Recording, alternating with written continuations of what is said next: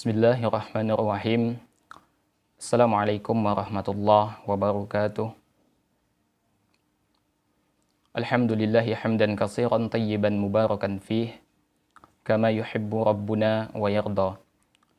Ashhadu an la ilaha illallah wahdahu la syarika lah, wa ashhadu anna Muhammadan abduhu wa rasuluh.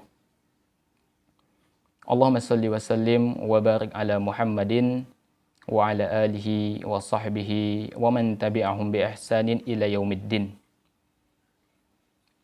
Rabbi syrah li sadri wa yassir li amri wahlul 'uqdatam min lisani yafqahu qawli. Faqala Nabiy sallallahu alaihi wasallam, fa inna asdaqal hadits kitabullah wa khairul huda huda Muhammadin sallallahu alaihi wasallam. Wa syarrul umuri muhdatsatuha wa kullu muhdatsatin bid'ah wa kullu bid'atin dhalalah wa kullu dhalalatin finnar. Para jamaah dimanapun berada, alhamdulillah pada malam hari ini kita bisa berjumpa kembali meskipun melalui monitor, melalui HP antum, melalui media sosial. Semoga tidak mengurangi semangat kita dalam upaya untuk memperdalam ilmu agama. Karena segala sesuatu yang kita pelajari dari agama ini dan merupakan bagian dari agama ini, dan Allah perintahkan untuk mempelajarinya, pasti akan maslahat untuk kita semuanya, baik di dunia ataupun di akhirat. Allah yang menciptakan kita, dan Allah lebih tahu apa yang terbaik untuk kita. Maka mentaati apa yang Allah perintahkan, berarti kita mengambil nilai-nilai kebaikan yang telah Allah tetapkan atas kita. Maka tidak akan rugi seorang muslim yang meluangkan waktunya untuk berusaha memperdalam ilmu agama. Bahkan mempelajari ilmu agama merupakan salah satu jihad dan merupakan di antara salah satu bekal untuk selamat di dunia dan di akhirat. Karena tidak mungkin seorang muslim akan bisa selamat di dunia ataupun di akhirat tanpa ilmu. Semua harus dengan ilmu. Karena segala sesuatu itu memerlukan ilmu. Kita beribadah perlu ilmu, bermuamalah dengan manusia dengan ilmu, bagaimana berinteraksi dengan non-muslim harus dengan ilmu, semuanya dengan ilmu. Dan ilmu itu datangnya dari Allah Subhanahu wa ta'ala. Para jamaah yang dimuliakan oleh Allah Subhanahu wa ta'ala. Beberapa hari yang lalu kita sudah membahas tentang keutamaan mendirikan salat. Dan insya Allah pada malam hari ini kita akan membahas tentang ancaman berat bagi orang yang meninggalkan salat. Para jamaah yang dimuliakan oleh Allah Subhanahu wa ta'ala. Perlu kita ketahui bahwasanya sebagai pengantar teman-teman sekalian, Allah Azza wa Jalla menciptakan manusia untuk beribadah, hanya untuk beribadah kepada Allah Subhanahu wa ta'ala.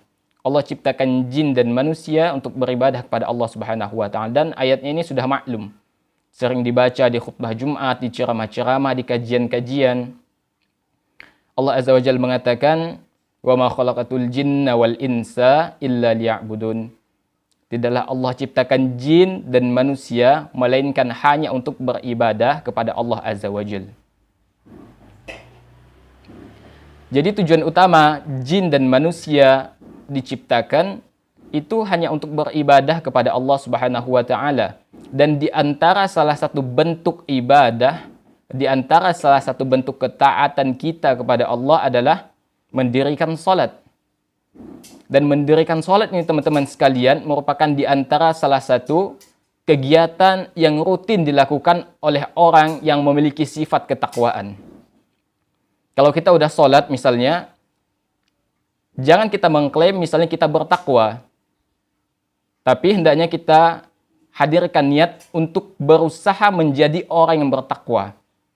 Karena kita nggak tahu teman-teman sekalian, orang yang paling bertakwa di antara kita. Allah Azza wa Jalla mengatakan, ya di awal-awal surah Al-Baqarah, Allah mensifati orang yang bertakwa itu, ya, alladzina yu'minuna bil ghaibi wa yuqimunas shalah. Orang yang bertakwa itu adalah mengimani yang gaib dan mendirikan salat. Jadi teman-teman sekalian, di antara barometer untuk menetapkan seseorang itu bertakwa, ini ukur terhadap diri kita ya, jangan ukur dengan orang lain. Ya, adalah senantiasa menjaga salatnya. Paling tidak salatnya yang 5 waktu itu yang wajib, 5 kali sehari. Yang wajib sehari semalam 5 kali yang 17 rakaat. Itu minimal teman-teman sekalian 5 kali. Karena itu standarnya seorang muslim. Seorang muslim teman-teman sekalian, standarnya itu mendirikan sholat 5 kali dalam sehari semalam. Standarnya. Kemudian dia berpuasa hanya pada bulan Ramadan.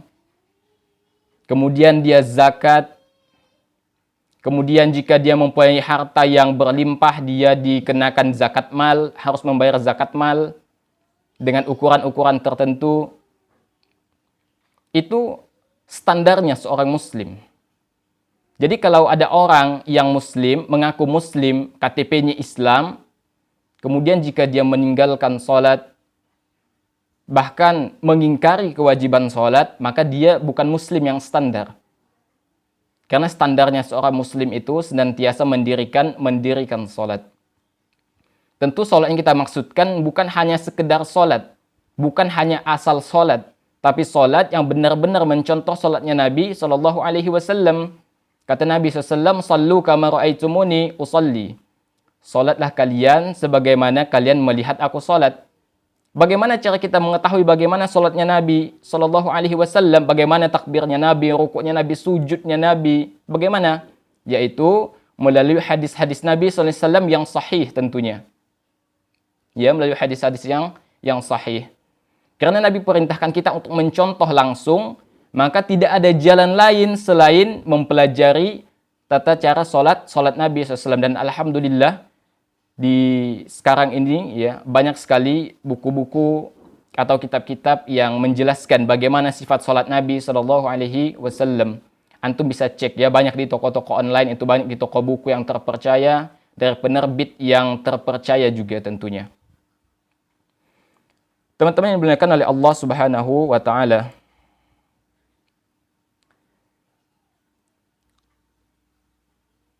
Seorang muslim, teman-teman sekalian, dibebankan untuk melaksanakan sholat 5 kali dalam sehari semalam.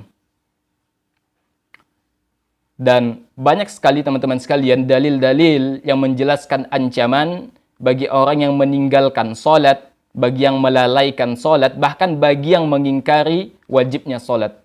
Ini banyak sekali teman-teman ancaman terkait masalah ini. Bahkan teman-teman sekalian, Ibnu Qayyim rahimahullahu ta'ala menyebutkan bahwa umat Islam ini sepakat, ijma' kaum muslimin, bahwa meninggalkan sholat dengan sengaja adalah dosa besar yang paling besar. Bahkan dosanya ini lebih parah dari membunuh, lebih parah dari merampas harta orang lain, lebih parah dari berzina, lebih parah dari mencuri dan meminum minuman keras. Ini teman-teman sekalian. Jadi kalau dosa itu kita petakan, ya, maka dosa meninggalkan sholat itu statusnya masih di atas mencuri, masih di atas berzina. Padahal dosa itu teman-teman sekalian, ya, maksiat yang besar dosanya. Al-kabair termasuk dalam al-kabair, dosa-dosa besar. Mencuri, berzina, ya. Tapi status meninggalkan sholat ini masih di atasnya teman-teman sekalian. Sehingga merupakan sebuah kerugian dan bencana bagi seorang muslim jika dia kemudian meninggalkan sholat yang Allah wajibkan atas dirinya, itu sholat 5 waktu. Dan juga ya ini sebagaimana disebutkan oleh Ibnu Qayyim, dijelaskan oleh Ibnu Qayyim, dosanya ini lebih besar dari maksiat-maksiat yang sudah umum kita ketahui. Teman-teman yang dirahmati oleh Allah Subhanahu wa taala, pertama kita masuk ke dalam dalil yang pertama terkait dengan ancaman bagi orang yang meninggalkan sholat, melalaikan sholat, bahkan mengingkari wajibnya sholat. Pertama, Allah Subhanahu wa taala berfirman, "Fa in tabu wa aqamus sholata wa atawuz zakata fa ikhwanukum fid din. Jika mereka bertaubat, kata Allah, mendirikan salat, menunaikan zakat, maka mereka itu adalah saudara-saudara seagamamu. Ini ya dalam At-Taubah ayat 11. Jadi di sini Allah Azza wa Jalla mensifati saudara kita dalam lingkup agama, ukhuwah Islamiyah, persaudaraan ya, yang atas nama Islam, yang berdiri di atas tauhid. Di antara salah satu sifat saudara kita adalah mereka yang mendirikan salat. Jadi ketika seseorang itu berani meninggalkan salat, maka secara tidak langsung dia telah melepaskan dirinya dari ukhuwah Islamiyah. Meskipun misalnya masih keluarga, misalnya masih ada hubungan keluarga, tapi dalam sudut pandang agama, ya, dalam sudut pandang ukhuwah Islamiyah, ini dia sudah keluar dari ukhuwah Islamiyah. Sehingga tidak bisa lagi disebut sebagai saudara. Lebih lanjut lagi, Allah Azza wa Jalla menjelaskan dalam ayat yang lain, innamal mu'minuna ikhwah. Orang-orang beriman itu sesungguhnya bersaudara. Tentunya teman-teman sekalian, yang menjadi indikator pertama seseorang itu dikatakan saudara kita adalah muslim. Kemudian dia mendirikan salat, ya. Jadi mendirikan salat atau tidak itu bisa menjadi faktor. Bisa menjadi faktor dia termasuk saudara atau bukan, terlepas dari hubungan darah tentunya. Itu beberapa dua dalil yang pertama. Kemudian teman-teman sekalian, dalil selanjutnya.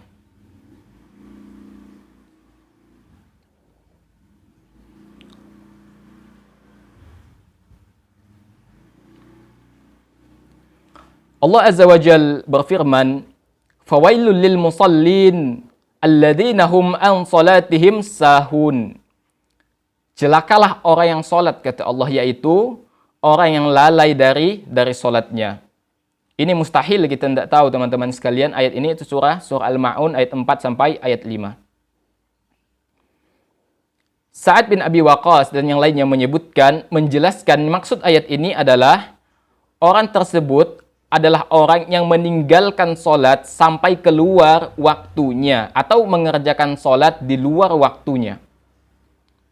Contoh teman-teman sekalian, misalnya masuk waktu zuhur, sholat zuhur, masuk waktu sholat zuhur. Kemudian dia ini menunda waktunya, ditunda, diundur, terus sampai masuk waktu asar. Ketika masuk waktu sholat asar, dia belum sholat zuhur. Maka celaka yang dimaksud oleh ayat ini ya orang yang seperti ini. Ya mengerjakan sholat di luar waktunya. Misalnya mengerjakan sholat zuhur di waktu asar atau setelah asar. Ya. Maka yang dimaksud ayat ini adalah orang yang sholat, yang mengerjakan sholat di luar waktunya. Maka kata Allah, kecelakaanlah bagi orang tersebut. Bayangkan teman-teman sekalian, orang yang sholat namun lalai dalam sudut waktu, dia bisa celaka teman-teman sekalian. Allah katakan, fawailul lil musallin. Fawail, celakalah kata Allah. Bagaimana lagi dengan orang yang meninggalkan salat? Kemudian teman-teman sekalian, ancaman Allah dengan kalimat fawail, wail itu terkadang Allah Azza wa Jalla gunakan untuk orang-orang kafir. Kedua, terkadang untuk orang fasik. Contoh untuk orang-orang kafir sebagaimana disebutkan oleh di dalam As-Fussilat ayat 6. Allah Azza wa Jalla mengatakan wa wailul lil musyrikin.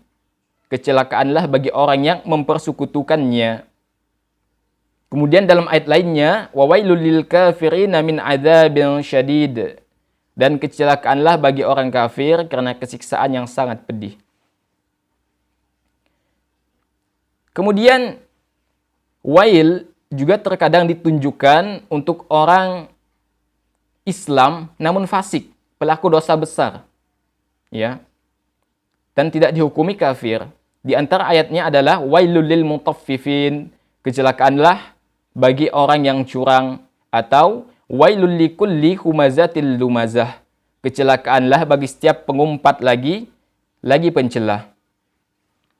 Pertanyaannya teman-teman sekalian, fawailul lil musallin, kecelakaanlah itu, ya, maksudnya kafir atau fasik. Jika kita perhatikan teman-teman sekalian dalil-dalil dengan seksama, maka wail itu lebih condong kepada kekafiran dalam konteks salat, ya, dalam konteks salat. Kenapa demikian? Karena banyak sekali dalil yang mendukung hal tersebut. Nanti kita akan jelaskan lebih lanjut pada poin-poin selanjutnya.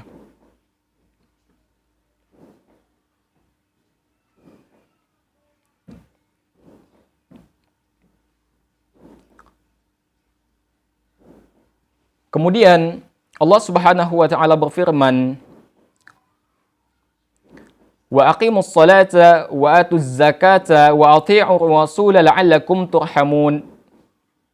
Dan dirikanlah salat, tunaikan zakat, dan taatlah kepada Rasul supaya kamu diberi rahmat. Di sini Allah Azza wa Jalla mengaitkan salat dengan rahmat. Maka ketika seseorang meninggalkan salat, maka sebenarnya dia ini menjauhi rahmat Allah Subhanahu wa taala. Jadi teman-teman sekalian, orang yang meninggalkan salat itu tidak akan mendapatkan rahmatnya Allah Subhanahu wa ta'ala.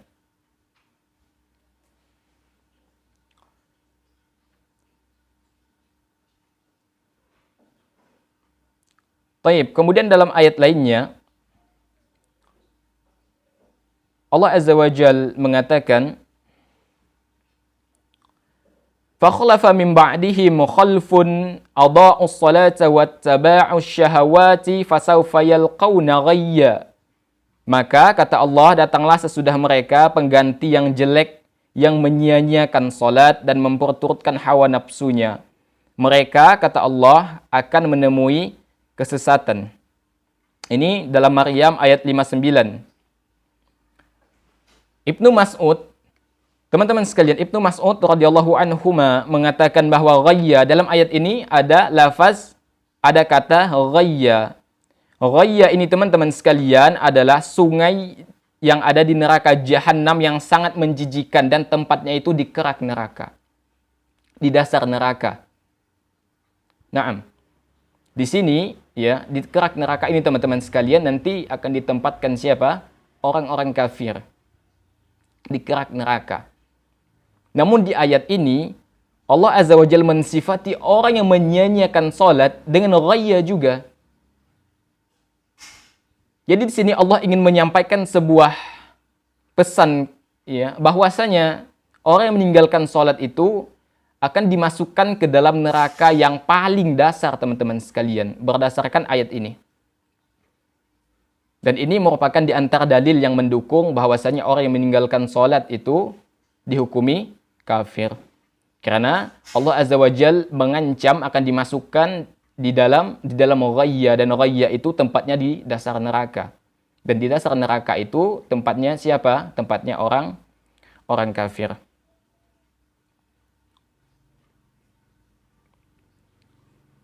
Naam. Ahibati fillah.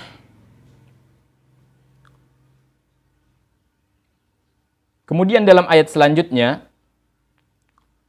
Allah Azza wa Jalla mengatakan, "Ma salakakum fi saqar?"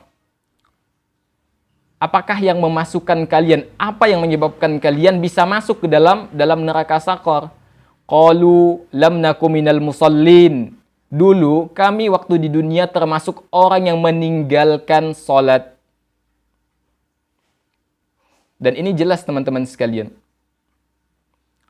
Apa yang menyebabkan kalian masuk ke dalam neraka Saqar? Qalu lam nakum minal musallin. Waktu di dunia, ya. Padahal Allah berikan kemudahan teman-teman sekalian, jarak masjid jauh, ada kendaraan. Minimal kaki yang sehat untuk melangkah. Minimal. Atau punya kendaraan, sepeda, motor, mobil. Allah mudahkan, Allah berikan fasilitas teman-teman sekalian. Allah berikan fasilitas. Kemudian jika tidak kita manfaatkan untuk kebaikan, maka kita rugi. Karena banyak orang yang sudah mendapatkan kebaikan dari fasilitas yang Allah berikan. Dan hendaknya kita menjadi bagian dari orang-orang tersebut. Ya. Maka teman-teman sekalian, Allah Azza wa Jalla mengancam dengan neraka sakor bagi orang yang berani meninggalkan salat. Dan orang yang meninggalkan salat ini teman-teman sekalian bisa disebut sebagai mujrim, yaitu orang yang berbuat dosa sebagai lawan dari orang beriman. Sehingga yang berhak masuk ke dalam neraka sakor adalah orang-orang yang mujrim atau orang yang bergelimang dengan dosa. Dan mujrim ini teman-teman sekian lawan dari orang beriman. Orang-orang mujrim lawannya orang-orang beriman. Dan orang mujrim ini teman-teman sekalian berhak masuk ke dalam neraka sakor. Dalilnya apa? Allah Azza wa Jalla mengatakan, innal mujrimina fi dhalali wa su'ur. Yauma yushabuna fin nari ala wujuhihim saqar. Sesungguhnya kata Allah, orang-orang mujrim dalam keadaan kesesatan di dunia dan di dalam neraka. Ingatlah kata Allah pada hari mereka diseret ke neraka atas muka mereka. Dikatakan kepada mereka, rasakanlah sentuhan api neraka. Jadi orang yang meninggalkan sholat, dia termasuk dalam mujrim, yaitu orang yang bergelimang dengan dosa. Dan orang mujrim ini teman-teman sekalian, Allah juga ancam dengan api neraka. Dan di antara salah satu sifat atau kelakuan orang-orang mujrim, ini Allah Azza wa Jalla jelaskan secara jelas di dalam Al-Mutaffifin ayat 29. Jadi mujrim itu ya sifatnya luas, setiap orang yang melakukan kemaksiatan itu termasuk mujrim. Di antara sifat lainnya Allah Azza wa Jalla mengatakan, innal ladzina ajramu kanu minal ladzina amanu yadhakun. Sesungguhnya orang-orang mujrim berdosa adalah mereka yang mentertawakan orang-orang beriman. Bagaimana contohnya teman-teman sekalian? Kalau antum yang sudah mulai hijrah, yang mulai menggunakan pakaian-pakaian syar'i, jenggot mulai dipanjangkan, celana mulai naik ke atas, ya, tidak isbal maksudnya. Ya kalau perempuan ya nggak ada batas itunya ya. Kemudian sudah mulai menjauhi pergaulan-pergaulan yang menjerumuskan kepada kemaksiatan. Orang yang seperti ini teman-teman sekalian akan menjadi bahan olok-olokan bagi orang-orang mujrim. Dan banyak ya orang yang curhat dengan ana itu terkait dengan masalah ini. Khususnya untuk wanita-wanita yang ya mulai hijrah, mulai istiqamah menggunakan jilbab syar'i, bahkan ada yang mulai menggunakan cadar. Itu mereka diolok-olok, dihina, ditertawakan. Bahkan tak jarang ketika mereka lewat di suatu tempat, mereka itu dikata-katain setan gitu. Setan lewat gitu. Dan itu jadi olok-olokan teman-teman sekalian. Syariat agama, syariat Islam yang seseorang berusaha untuk menerapkannya dalam kehidupan, itu menjadi olok-olokan bagi orang mujrim. Dan Allah jelaskan itu gitu loh. Ya. Yaitu orang mujrim mereka mentertawakan orang-orang yang beriman. Jadi sebenarnya mereka tuh nggak mau teman-teman sekalian. Nggak mau kita berada di atas al-haq. Mereka maunya kita nih santai dalam menjalani kehidupan. Nah, santai itu nggak dilarang teman-teman sekalian. Selama tidak melalaikan kewajiban dan bukan dalam perkara maksiat, itu boleh-boleh saja. Tapi kalau sudah melalaikan kewajiban, ya, melalaikan darah ibadah, seorang ibu melalaikan kewajibannya terhadap anak, terhadap suaminya, kemudian seorang muslim melampaui batasan-batasan yang Allah tetapkan, maka ini senang-senang yang haram, nggak boleh teman-teman sekalian. Ya. Nah, itu teman-teman sekalian.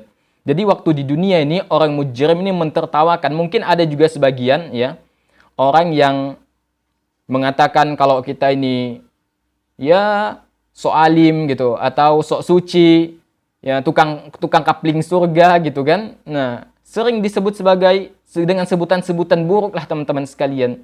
Dan ketahuilah bahwasanya itu memang benar ujian dari Allah Subhanahu wa taala terhadap untuk menguji keimanan kita, Sebenarnya kita ini serius atau tidak di dalam beriman dan di dalam beramal soleh. Kalau kita dalam beramal soleh, teman-teman sekalian, kemudian ketika dicela manusia ditertawakan, kemudian kita berubah arah kembali kepada maksiat, artinya kita beramal menginginkan keridhaan manusia. Sedangkan jika kita beramal menginginkan keridhaan Allah, kita nggak peduli lagi terhadap hinaan celaan manusia. Itu nggak ada apa-apanya, teman-teman sekalian. Kita nggak lagi peduli. Iya. Maka jangan sampai celaan, hinaan manusia, cemoohan, ya, kita dikucilkan, itu jangan sampai membuat kita berbalik arah dari kebenaran. Karena teman-teman sekalian, celaan manusia, cemoohan manusia hanya sementara, teman-teman sekalian. Tidak selama-lamanya gitu. Tapi kalau antum dengarkan cemoohan manusia, jangan menjadi hamba manusia, jangan menjadi hambanya lisan manusia. Yang antum beragama sesuai dengan apa yang diinginkan manusia lah, nggak bisa, teman-teman sekalian. Patokannya apa? Al-Quran dan Sunnah, itu patokannya. Naam. Itu teman-teman sekalian beberapa dalil dari Al-Quran. Kemudian teman-teman sekalian kita masuk dalam dalil dari hadis-hadis Nabi Sallallahu Alaihi Wasallam.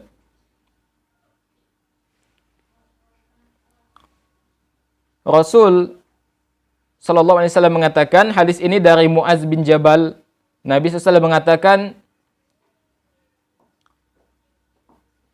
Rasul amril islamu wa amuduhus salah. Inti atau pokok dari Islam, inti atau pokok segala perkara adalah Islam, dan tiangnya adalah salat. Penopangnya, tiangnya adalah salat. Jadi teman-teman sekalian, dalam hadis ini, salat itu diumpamakan seperti tiang. Ya. Salat itu diumpamakan seperti tiang. Dimana kalau kita ingin mendirikan sebuah bangunan, ya, mendirikan kemah misalnya, tiang itu menjadi salah satu unsur terpenting. Menjadi salah satu bahan terpenting untuk mendirikan sebuah bangunan. Kalau bangunan tanpa tiang mustahil bisa berdiri, teman-teman sekalian. Ada yang bilang bisa gitu. Pakai pesawatnya. Pesawat itu kan perlu yang namanya tenaga, perlu yang namanya bahan bakar. Ketika habis ya jatuh, teman-teman sekalian. Tapi kalau dengan tiang yang kuat, insya Allah bangunan itu akan kokoh. Begitu sholat, teman-teman sekalian. Antum beragama, jika antum sholat, jika antum beragama tanpa mengerjakan sholat, itu antum beragama seperti antum beragama tanpa tiang, seperti membuat rumah tanpa tiang mustahil. Beragama tanpa tiang juga mustahil. Beragama tanpa sholat itu mustahil. Jadi kalau antum beragama tapi meninggalkan sholat, antum meruntuhkan agama antum sendiri. Antum meruntuhkan apa? Agama antum sendiri. Taib, itu ya, salat diumpamakan Nabi SAW seperti tiang. Kemudian dari Thauban radhiyallahu an, ini bekas budak Nabi SAW, Thauban, beliau mendengar Nabi SAW mengatakan, bainal abdi wa bainal kufri wal imani salatu fa idza faqad asyrak. Yang membedakan, yang memisahkan antara seorang hamba, seorang muslim dengan kekufuran dan keimanan adalah salat. Ya. Apabila dia meninggalkannya, maka dia melakukan kesyirikan. Iya. Teman-teman yang dimuliakan oleh Allah Subhanahu wa taala, dalam hadis lain dari Jabir bin Abdullah, Nabi SAW mengatakan, "Bainar rajuli wa bainasyirki wal kufri tarkus shalah." Yang membedakan antara muslim dan kesyirikan serta kekafiran adalah meninggalkan salat. Contoh mudah, teman-teman sekalian, mudah yang mudahnya. Kita ini ya tinggal di daerah desa-desa, tentu masih banyak yang namanya sawah, ya. Kemudian ada sekelompok orang yang pergi ke sawah menggunakan pakaian yang sama, kendaraan yang sama, Bahkan tampangnya sama gitu. Karena terkadang kita bingung membedakan dia muslim atau bukan dari tampangnya. Ada yang seperti itu teman-teman sekalian. Nah, apa yang membedakan orang ini pergi ke tempat yang sama, pergi ke sawah, dan kita nggak bisa membedakan mana muslim, mana yang bukan. Yang membedakannya adalah ketika azan berkumandang, teman-teman sekalian. Ketika azan berkumandang, yang muslim ini pergi sholat. Sedangkan yang non-muslim nggak sholat. Jadi sholat ini teman-teman sekalian identitas. Sholat ini identitas teman-teman sekalian. Dan bukti bahwasanya kita ini hamba Allah. Karena iman itu bukan hanya ucapan, bukan hanya diyakini di hati, tapi harus diimplementasikan, dibuktikan, direalisasikan. Kalau hanya sekedar ucapan atau keyakinan di hati, ya siapapun bisa teman-teman sekalian. Tapi kita dituntut untuk apa? Merealisasikannya. Sebagaimana sebagian orang mengatakan cinta tanpa pembuktian itu hampa. Cinta itu kan ucapan dan keyakinan. Tapi tanpa pembuktian itu nggak ada apa-apanya. Begitu juga dengan iman teman-teman sekalian.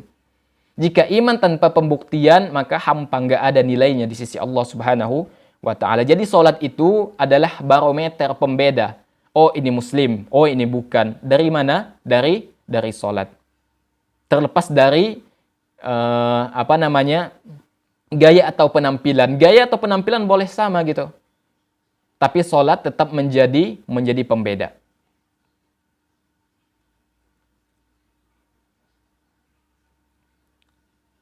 Kemudian dalam hadis lain, Nabi SAW mengatakan, Man taraka salatan maktubatan muta'ammidan faqad bari'at zimmatallah.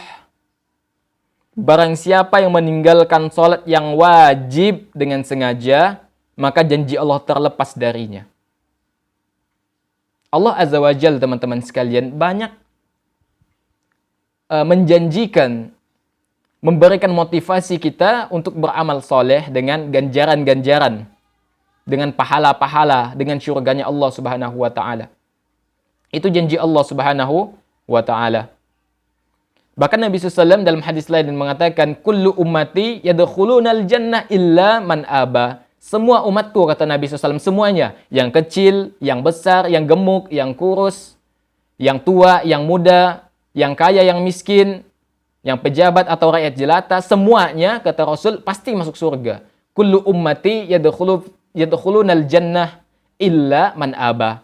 Kecuali yang enggan, kecuali yang enggak mau. Siapa yang enggak mau itu? Ya. Man ata'ani faqad man ata'ani yadkhulunal jannah. Ya, barang siapa yang mentaatiku, kata Nabi SAW, maka dia akan masuk surga. Wa man asani faqad aba. Dan barang siapa yang enggan, barang siapa yang memaksiatiku atau tidak mendengar ya setiap ajaranku, kata Nabi SAW, maka dia adalah orang yang enggan. Ya. Jadi kalau kita pengen teman-teman sekalian mendapatkan syurganya Allah ini, dengar perintah Nabi sallallahu alaihi wasallam. Perintah Nabi sallallahu alaihi wasallam jangan hanya diucapkan di lisan. Semua orang kalau ditanya teman-teman sekalian, bahkan yang berada di luar Islam, kalau ditanya mau masuk surga, mereka pasti jawab mau. Tapi masalahnya bagaimana caranya? Rasul SAW sudah berikan kita solusi. Caranya adalah mentaati Rasul SAW, mentaati Allah dan Rasulnya. Wa may yuti'illaha wa rasulahu faqad faza fawzan azima. Mentaati Allah dan Rasul adalah kemenangan yang besar. Bahkan dalam lafaz azan itu sendiri teman-teman sekalian sudah jelas sekali, hayya 'alal falah, marilah menuju kemenangan. Kalau tidak kita sambut kemenangan itu teman-teman sekalian, kita kalah. Kita kalah teman-teman sekalian, kalah dalam melawan hawa nafsu. Maka teman-teman sekalian, ya, orang yang meninggalkan sholat, dia terlepas dari janji Allah Subhanahu wa ta'ala. Ya. Makanya kata Nabi SAW, jagalah hak Allah, niscaya Allah akan menjaga hakmu. Itu hadis sahih teman-teman sekalian. Jagalah hak Allah, niscaya Allah pasti akan menjagamu. Allah akan jaga hakmu. Ya. Kalau kita dengar perintah Allah, Allah pasti akan berikan hak kita. Kalau kita berbicara tentang hak yang sifatnya duniawi, ya, itu sebenarnya pelengkap saja teman-teman sekalian. Hak duniawi itu seperti rezeki, rumah mewah, kendaraan, istri yang cantik, gelar, jabatan, semuanya itu hak duniawi Allah berikan kepada siapapun. Gak pandang bulu teman-teman sekalian, gak pandang agama, Allah berikan kepada siapa saja. Tapi terkait dengan masalah agama, masalah syurga, ini khusus. Dan Allah telah sudah jadikan kita sebagai seorang muslim, ini modal besar teman-teman sekalian. Tinggal kita nih, mau kita kembangin gak modal yang Allah berikan ini? Kita sudah dilahirkan sebagai seorang muslim, gak perlu syahadat. Gak perlu cari agama yang lain pontang-panting segala gitu. Ini sudah modal besar, maka kembangkan modal yang Allah berikan.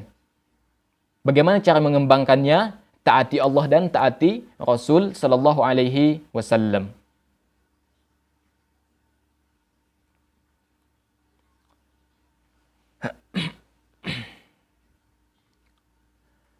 Teman-teman sekalian, Abdullah bin Syaqiq, beliau ini seorang tabi'in.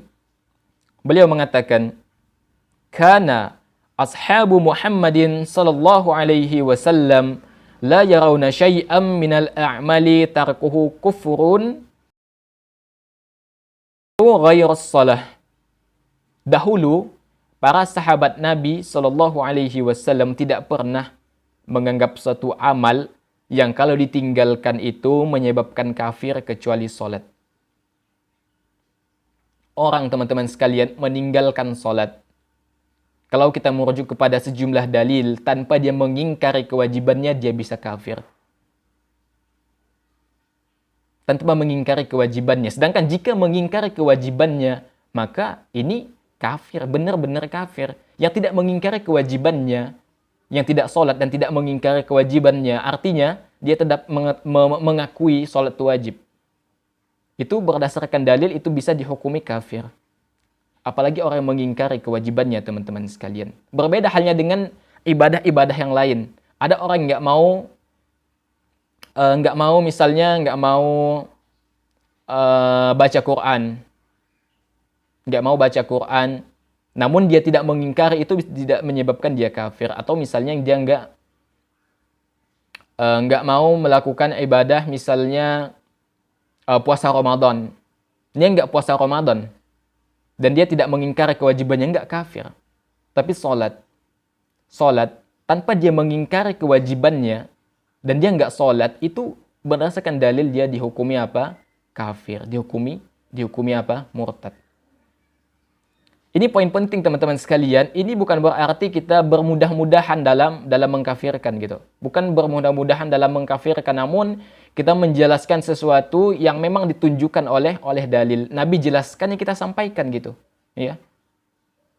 Yang kita sampaikan benar-benar bukan berdasarkan pendapat pribadi, bukan berdasarkan pendapat ana, bukan berdasarkan pendapat manusia, tapi merujuk langsung kepada dalil-dalil yang sahih. Dan gak ada teman-teman sekalian orang yang berani membantah, ya, perkataan Nabi SAW kecuali orang yang rusak akalnya, rusak pemahamannya, rusak cara beragamanya.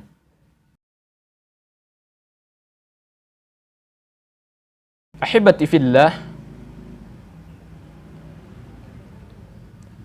orang yang meninggalkan sholat nih teman-teman sekalian, jika kita lihat banyak kasusnya, ya, orang yang meninggalkan sholat ini banyak kasusnya. Ada orang yang meninggalkan sholat ini terkadang karena mengingkari kewajibannya. Misalnya dia mengatakan, sholat itu nggak wajib, sholat itu pilihan, mau sholat ya sholat, mau nggak ya nggak. Mengingkari kewajiban sholat. Maka dalam hal ini bahkan nggak ada pertentangan di kalangan para ulama akan kekafirannya orang tersebut. Dan dia ini wajib diingatkan, wajib ditegakkan dalil atas orang tersebut, wajib didakwahi orang tersebut sampai dia kembali kepada pemahaman yang benar. Ada terkadang orang yang meninggalkan sholat karena nggak tahu sholat itu wajib. Di antara faktornya mungkin dia mu'allaf yang tinggal di lokasi terpencil dan nggak ada pembinaan.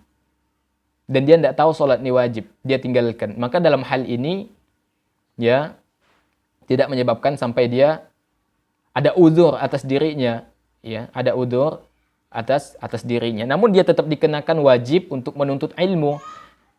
Karena orang bisa tidak tahu karena enggan menuntut ilmu atau menganggap ilmu itu nggak penting. Ketika orang sudah menganggap ilmu itu nggak penting, maka dia akan mudah terjatuh di dalam kekeliruan. Karena segala sesuatunya itu, ya, dalam Islam itu wajib dengan ilmu.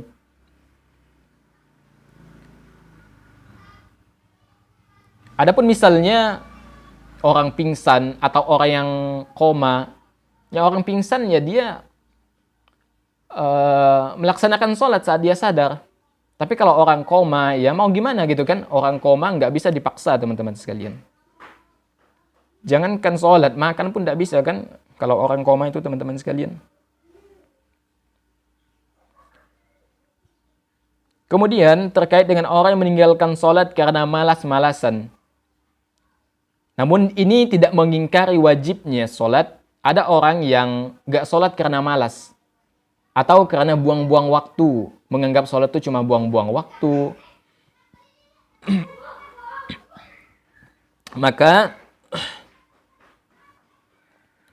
Maka di sini ada 3 pendapat para ulama.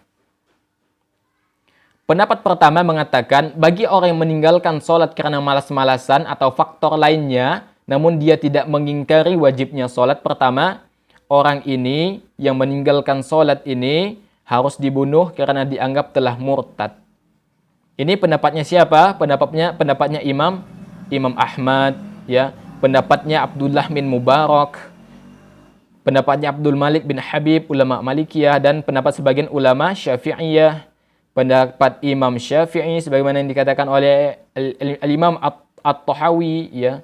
Pendapat Umar bin Khattab yang sebagaimana dikatakan oleh Ibnu Hazm, pendapat Muaz bin Jabal, dan pendapat sahabat lainnya. Banyak, teman-teman sekalian.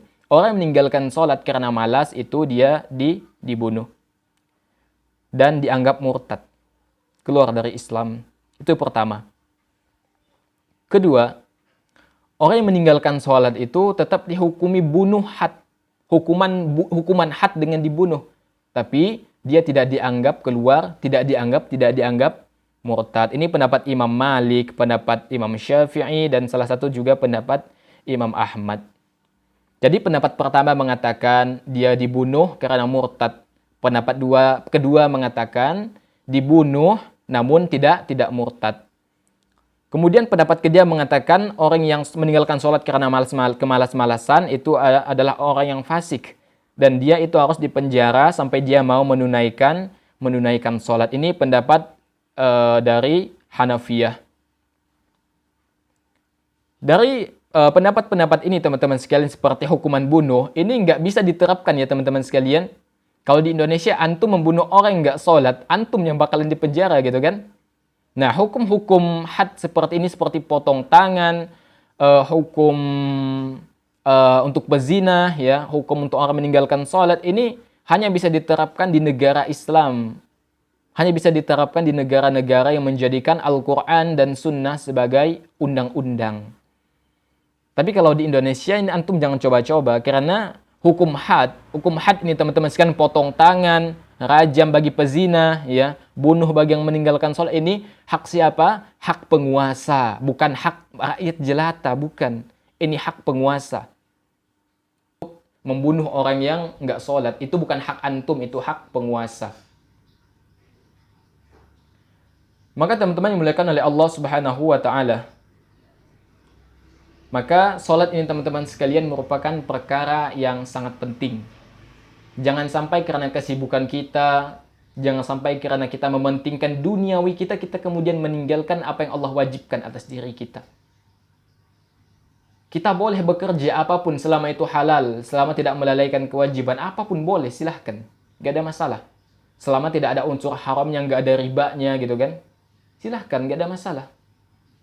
Namun kewajiban juga harus tetap ditunaikan. Banyak terkadang orang yang kerja, alasannya apa? Cari rezeki buat keluarga gitu kan. Tapi dia melupakan sang pemberi rezeki. Kacau teman-teman sekalian.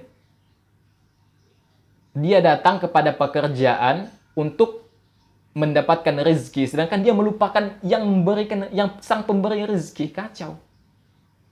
Seharusnya yang pertama yang didatangi siapa? Sang pemberi rezeki, Allah Subhanahu wa taala. Jangan terbalik teman-teman sekalian. Ya.